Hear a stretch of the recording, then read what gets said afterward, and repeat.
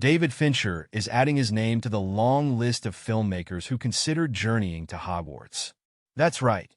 The man that put Gwyneth Paltrow's head in a box and recreated the movements of a serial killer in Zodiac nearly took a stab at an early Harry Potter movie, aka one of the titles responsible for welcoming millions of kids into the wizarding world. Except, as Fincher recently explained to Variety, his take on the story would have been very different from the whimsical, childlike wonder that Sorcerer's Stone and Chamber of Secrets director Chris Columbus leaned into. I was asked to come in and talk to them about how I would do Harry Potter. Fincher recalled of his meeting with Warner Brothers. I remember saying, I just don't want to do the clean Hollywood version of it. I want to do something that looks a lot more like With Nail and I want it to be kind of creepy.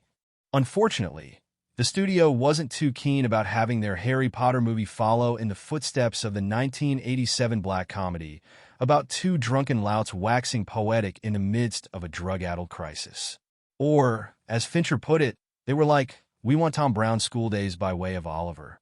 Needless to say, Fincher's version of Harry Potter didn't see the light of day. The Oscar nominee is in good company, though.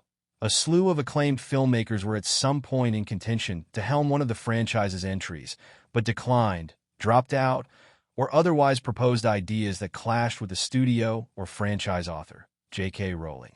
Among them are Steven Spielberg, Guillermo del Toro, M. Night Shyamalan, Jonathan Demme, Terry Gilliam, and Rob Reiner. This isn't the first time Fincher has recalled having unorthodox ideas for a blockbuster franchise. Just last year, he told The Guardian about his initial pitch for Spider-Man, a project that would eventually go to Sam Raimi and kick off Tobey Maguire's cherished run as the web-slinger. While the 2002 film went the traditional origin story route, Fincher's version would have taken a very different approach by focusing on Peter Parker's life as an adult. They weren't FING interested, Fincher said of the studio's reaction to his pitch. And I get it. They were like, why would you want to eviscerate the origin story? And I was like, 'cause it's dumb. That origin story means a lot of things to a lot of people. But I looked at it and I was like, a red and blue spider? There's a lot of things I can do in my life, and that's just not one of them.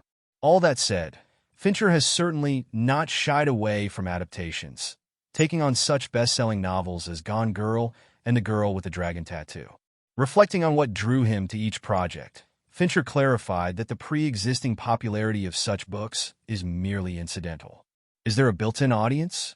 That's somebody else's job, he told Variety. Those books get sold to movie studios when it's shown that there's a built-in audience, so I'm usually coming into the food chain after it's been decided that this is something tasty. I was interested in Gone Girl in spite of the fact that it was a bestseller. He continued, there are different things about stories that resonate with you based on movies you love and the kind of movies that you made. So I don't know how I choose things to be involved with. But you get a hankering where you go, I'd like to see this, and I'd like to see it done this way.